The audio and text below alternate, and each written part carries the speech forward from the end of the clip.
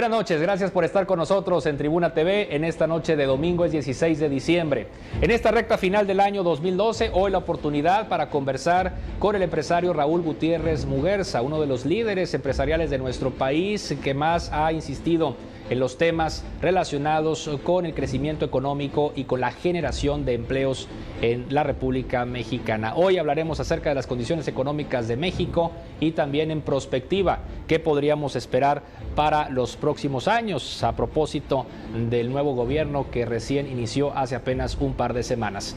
Hoy también la oportunidad para platicar con expertos en urbanismo social, expertos colombianos que estuvieron en nuestra ciudad recientemente y nos dicen qué condiciones requerimos para tener una mejor ciudad, específicamente el caso del área metropolitana de Monterrey.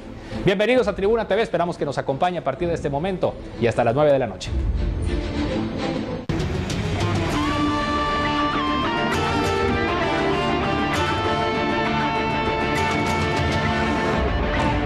Me da mucho gusto conversar en Tribuna TV con el ingeniero Raúl Gutiérrez Muguerza, empresario regiomontano, actualmente primer vicepresidente de la Asociación Latinoamericana del Acero. Ingeniero, gracias por la oportunidad. Buenas noches. Gracias, Gregorio. ¿Cómo estás? Gracias por atendernos el día de hoy. Bueno, lo presento como primer vicepresidente de Alacero, que es la Cámara del Acero a nivel Latinoamérica, pero sabemos que usted hace unas cuantas semanas dejó la presidencia de esta asociación. Es correcto. Estuve un año presidiendo la Asociación de Alacero, Asociación Latinoamericana del Acero.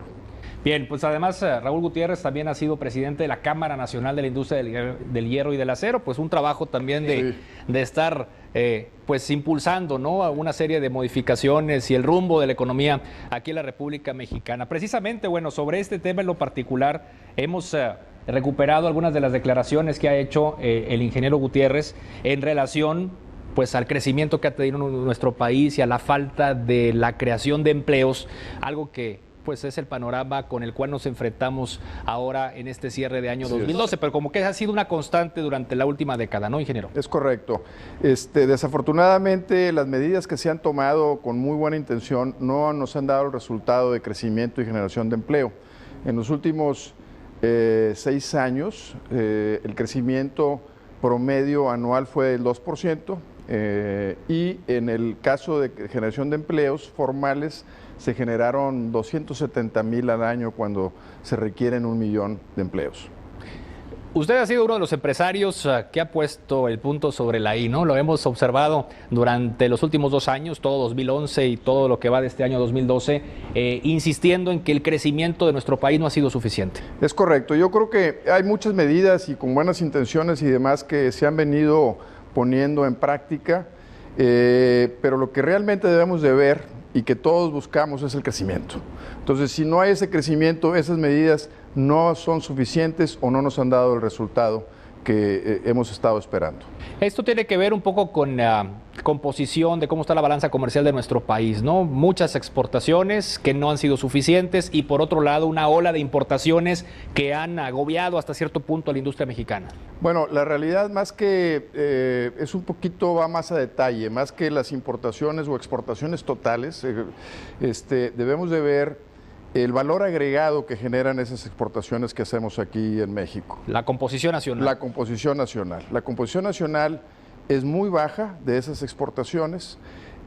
Cuando el efecto multiplicador en la economía de nuestras exportaciones aquí en México es de 1.3, cuando en Estados Unidos es de 3.3 o en Brasil es de 2.3. Entonces, eso quiere decir y nos indica que estamos siendo maquiladores o con muy bajo contenido nacional, ¿verdad? En el caso de los televisores, por ejemplo, somos el segundo exportador del mundo de los televisores. Pero, ¿cuánto es de México de ahí, no? El 1% es contenido nacional.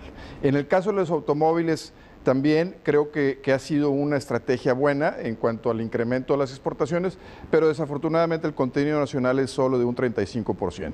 Entonces, necesitamos tener un contenido nacional mejor para que realmente tenga un efecto multiplicador en la economía.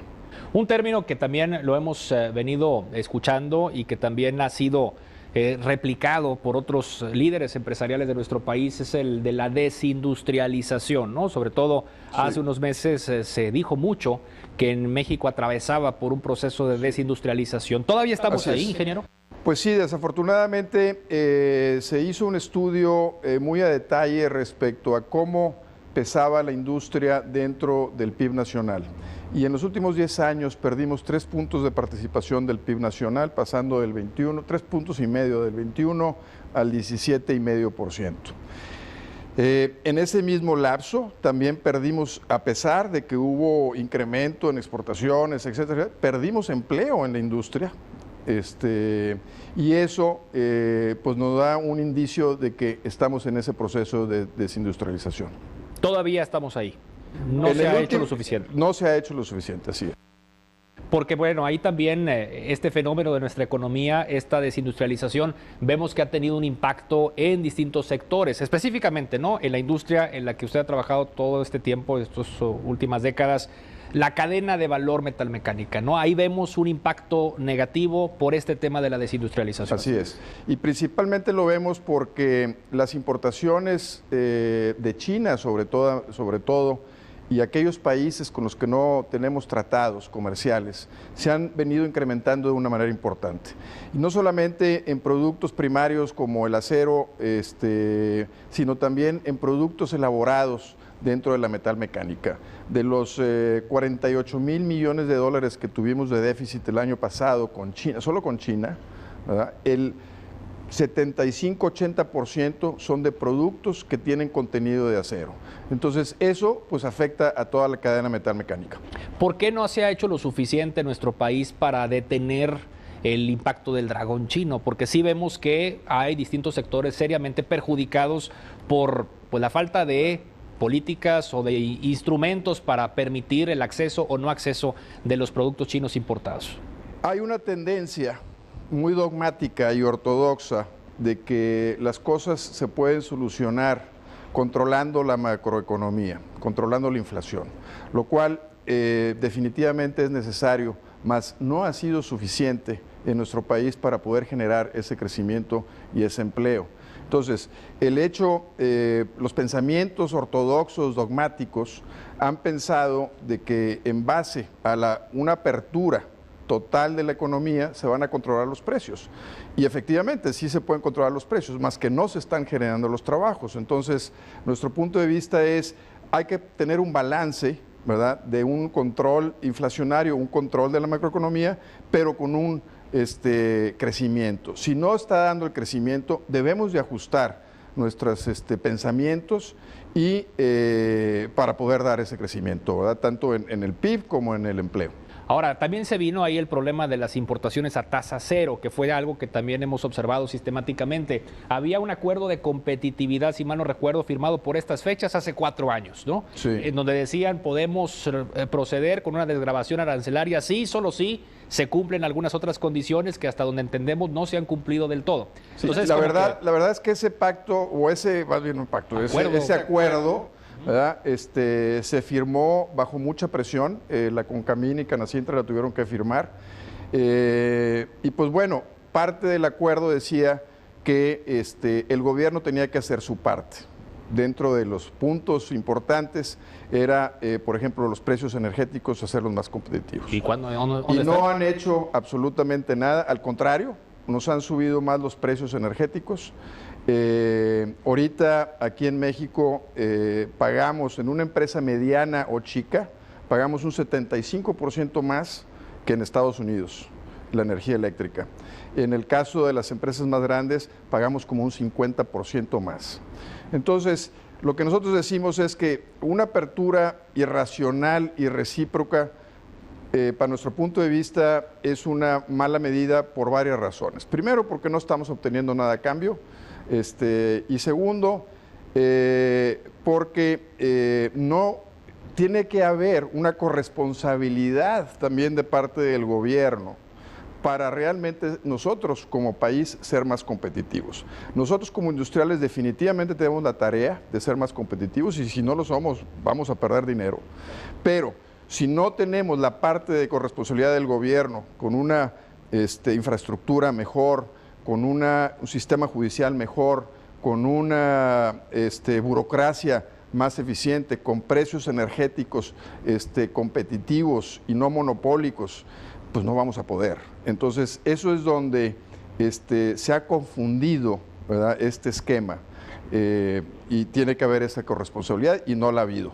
Por ejemplo, en este año 2012 leíamos durante la semana que el balance de la producción nacional de acero con respecto al año pasado pues ha bajado ligeramente, digo, ha bajado ligeramente. Un par de puntos, ¿no? Aquí el punto es de que en el acero no hemos llegado todavía a los niveles del 2006, que fue nuestro mejor año, y eso pues es un indicador, y no nomás en la producción, sino en el consumo. Es lo que estoy diciendo. ¿Cómo hacerle para diseñar entonces una nueva política industrial? Usted hablaba de mejores condiciones que el gobierno tiene que entonces ofrecer, o las condiciones de la macroeconomía deben de estar más acordes, ¿no? Deben de empatarse de alguna manera para aspirar a una reindustrialización, ¿no? Si venimos de una desindustrialización, pues ahora hay que reindustrializarnos. Y parte de eso pensamos se lograría diseñando e instrumentando una nueva política industrial. ¿Eso cómo podría darse, ingeniero? Bueno, pues yo creo que primero, lo primero que hay que reconocer es que la industria es el motor de desarrollo de cualquier país. La industria manufacturera es la que paga mejores salarios, es la que crea innovación y desarrollo y la que puede dar un efecto multiplicador más grande en la economía. Entonces, primero hay que tener ese reconocimiento. Segundo, las políticas gubernamentales, podemos empezar con las políticas monopólicas respecto a la parte energética, deben de ser vistas no como recaudatorias. Ahorita el gobierno federal ve a Pemex y a CFE como un instrumento recaudatorio para sanear sus finanzas. Yo creo que esto ha sido un error porque lo único que hace es de que no estimula a poner más industrias. Añadido a eso, tenemos que tener una política de comercio exterior también flexible. Yo creo en el libre comercio, estamos en un mundo globalizado y hay que accesar a ellos en beneficio también para México, pero tenemos que ser muy cuidadosos de no abrir puentes de más. Si nosotros queremos atacar el enemigo, tenemos que hacer puentes para poder pasar hacia esas tierras. Pero si hacemos puentes de más, si nosotros estar preparados en nuestro ejército, con las municiones o con nuestras industrias para poder vender a esos mercados, pues lo único que va a suceder es que esos puentes los van a utilizar la competencia o los extranjeros para pasar a nuestro país, y eso es lo que nos ha estado sucediendo. Viene también el tema de la educación, más inversión en ciencia y tecnología, que también, bueno, aquí se ha dicho hasta el cansancio, sobre todo en esta región noreste, de que pues necesitamos esa mentefactura, ¿no?, en lugar de la manufactura, ¿no? Pero sí, los temas de educación y definitivamente son, y de ciencia y tecnología, son estímulos y son, no solamente estímulos, sino que es el camino correcto también para estimular la industrialización y una mejora en la economía. Yo creo que es parte también de una política industrial y ya va en camino, la cual la vemos con muy buenos ojos. Ahora que pues se renueva el gobierno federal, que tenemos ahí nuevo presidente, de hecho, siendo presidente electo, Enrique Peña Nieto hablaba de pasar de una integración comercial a una integración productiva, ¿no es esto lo que México necesita para aspirar a mayores niveles de crecimiento? Definitivamente, creo que esa integración productiva no la podemos dejar a un lado, tenemos que producir más aquí en México, tenemos que crear un mejor mercado interno, no depender solo de las exportaciones, sino también de nuestro mercado interno y generar en toda la cadena mayor valor agregado. Ahora dígame una cosa, ¿cómo están los empresarios hoy, la relación de la iniciativa privada, de los representantes de las industrias, específicamente o la industria manufacturera que agrupa diferentes sectores con las nuevas autoridades federales? ¿Cómo es la relación? Pues mira, estamos empezando apenas, pero lo que se ha visto de las autoridades actuales ha sido un cambio dramático en el planteamiento de las propuestas. Yo lo he platicado con varios empresarios y yo en lo particular pensamos, ¿verdad?, de que el planteamiento que hizo el sábado 1 de diciembre con los ejes y con los compromisos que hizo fue muy claro en hacer lo que como nación debíamos de hacer, y lo comunicó a todos lados, lo puso muy claro. Entonces eso nos da mucho gusto y fue muy específico en las cosas, eso nos da mucho gusto. Igualmente 2 días después salió el Pacto por México, en la cual involucra a todos los partidos y al mismo presidente, donde se ponen también los ejes y los compromisos que están próximamente a darse. Entonces, eso también lo vemos con muy buenos ojos. Creo que es un planteamiento muy correcto y donde está involucrando a toda la ciudadanía. Hay un espíritu de escucha muy grande. Y pues apenas estamos empezando, llevan una semana y media. Todo el mundo se está acomodando apenas y apenas estamos empezando a trabajar con ellos. O sea, diríamos que es una luna de miel lo que se vive en estos momentos. Sí, pues sí, está buena la... ¿Sí? Sí, ¿no? sí. Pero la idea es que se concrete, ¿no? Claro. Que finalmente esto se traduzca. Finalmente se traduzca. Pero pues bueno, por otro lado también vemos un equipo joven, vemos un equipo con experiencia. Como digo, yo con una mentalidad mucho más abierta a escuchar a la ciudadanía, lo mismo en el mismo discurso lo dijo y en el mismo pacto también está asentado, y creo que eso nos va a dar una posibilidad de poder interactuar más y poder realmente tener crecimientos como todos los estamos esperando. Ya que habla usted de pacto, como que el pacto fue más político que cualquier otra calificación que pudiera tener. ¿A qué me refiero? Un pacto con la iniciativa privada, gobierno más iniciativa privada, ¿no sería conveniente para que estos compromisos se concreten? Es algo, tomando en consideración el Pacto por México que se hizo y que fue muy específico para mi punto de vista, obviamente pues faltan cosas, no se puede poner todo, pero sí en el particular punto de vista sí fue específico. Yo creo que lo mismo debemos de hacer en el caso de la industrialización que estamos buscando. Crear un pacto, ¿verdad?, de desarrollo industrial donde tanto gobierno como empresarios como académicos podamos comprometernos, podamos llegar a concluir acuerdos y que trabajando conjuntamente podamos sacar del país a ese crecimiento que requerimos. Ese consejo consultivo en el que usted participó durante la transición, es decir, después de que ganó Peña Nieto la presidencia, ¿de alguna forma va a tener continuidad ahora que tomó posesión? Bueno, el presidente electo, el presidente Peña Nieto se comprometió en aquel entonces a que le iba a dar continuidad y que lo iba a poner en diciembre de este año. Todavía no tenemos noticia, pero con el compromiso que hizo y con lo que ha venido haciendo, pues creemos que va a ser de vital importancia y sobre todo para esto que estoy proponiendo, que es este nuevo pacto donde debemos de firmar los industriales, académicos y gobernantes para poder tener este crecimiento. Algunas preguntas breves sobre los bloques económicos que tenemos en nuestro continente. Bueno, primeramente, el Tratado de Libre Comercio de América del Norte, se acaban de cumplir 19 años, ¿no?, de la firma del Tratado de Libre Comercio. Bueno, ¿le hemos sacado provecho o no le hemos sacado provecho al Tratado de Libre Comercio de América del Norte, no? Cuando están a casi 2 décadas de que se haya implementado. yo creo que sí, yo creo que ha sido de bastante provecho, aunque creo que se ha venido disminuyendo ese provecho. El mayor provecho fue en los primeros 7, 10 años, pero en estas última década ese provecho ya no ha sido suficiente, ya no ha sido el mismo. Nosotros también pensamos que, y también el gobierno lo ha dicho en varias ocasiones, la actual administración, donde piensan tratar de unir más a la región de Norteamérica para que los 3 países que los conformamos le saquemos más provecho, hacer una integración todavía mayor regional para poder competir contra el mundo. Me permite un corte comercial y enseguida regresamos para concluir esta charla, para platicar acerca de la situación de América Latina y las conclusiones de esta conversación. Perfecto. Raúl Gutiérrez Muguerza, primer vicepresidente de Alacero. Continuamos.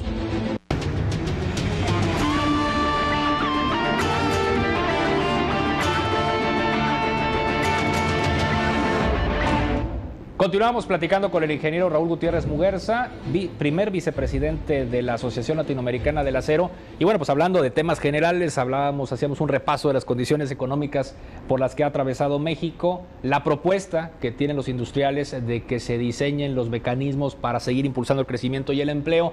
Y le hacíamos las preguntas también relacionadas con nuestro continente, aprovechando la representación, ¿no?, que tiene en Alacero. Ya hablábamos del Tratado de Libre Comercio de América del Norte. Bueno, México también ha firmado acuerdos comerciales. Históricamente, a partir del TLC o desde antes ya se hablaba de una apertura comercial y pues México vinculado con otras economías. ¿Hemos aprovechado eso, ingeniero? Algunas sí los hemos aprovechado, otras yo siento que no. Yo creo que, por ejemplo, con Estados Unidos de Norteamérica tenemos un superávit con ellos en nuestra balanza comercial. Importamos de ellos como el 50% de nuestras importaciones, pero exportamos más de lo que importamos. Con la mayoría y el resto de los otros países tenemos déficits. Entonces, eso es lo que tenemos que revisar. Yo creo que, en principio, el libre comercio, que estamos de acuerdo con ello, como lo dije anteriormente, tenemos que ser muy cautelosos en cómo abrirnos y estar preparados con nuestras industrias. Yo decía con nuestros ejércitos, realmente es con nuestras industrias, con nuestros productos, para poder pasar por esos puentes que estamos abriendo. Yo siento que ahorita tenemos puentes de más, y no les hemos sacado el provecho y otras naciones han sacado ese provecho. Pero lo peor de todo ha sido que esos puentes de más los hemos construido de una forma irrecíproca, como es el caso de China y muchos otros países en la que muchos de nuestros productos se han ido a arancel cero o a arancel demasiado bajo. Entonces, esto yo creo que nos ha venido perjudicando porque estamos importando mucho, no estamos exportando.